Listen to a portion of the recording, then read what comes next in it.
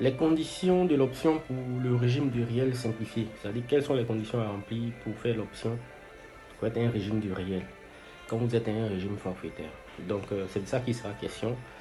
Sans tarder, allez, les entreprises qui relèvent du régime du réel, on va dire des micro-entreprises, peuvent opter pour le régime du réel simplifié.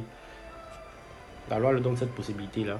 Cette option est subordonnée à la réalisation d'un chiffre d'affaires supérieur ou égal à 100 millions. Ça, vous le savez. Donc, on ne va pas perdre le temps sur ce point.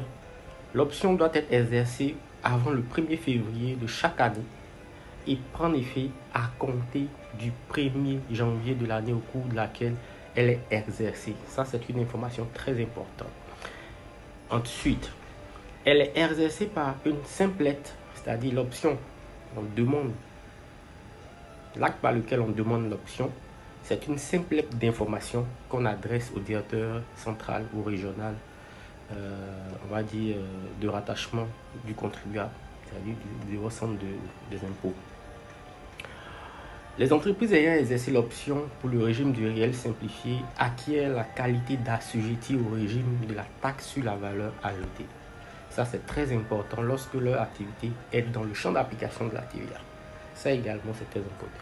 En conséquence, à compter du premier jour du mois suivant celui au cours duquel l'option est exercée, elles ont l'obligation de facturer la TVA sur l'ensemble de leurs opérations de livraison de biens ou de prestation de services, dès lors que celles-ci sont taxables.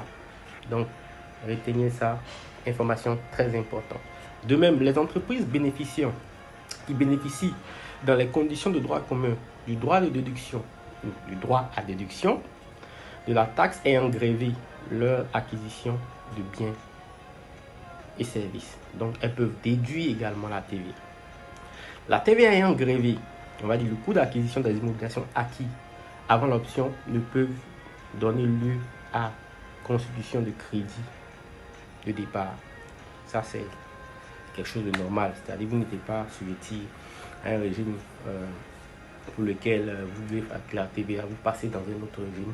Donc, le régime, vous ne pouvez pas réclamer, on va dire, le droit de déduction parce que le régime auquel vous étiez assujetti, vous n'avez pas ce droit-là, en fait. Donc, c'est ce qu'il faut retenir.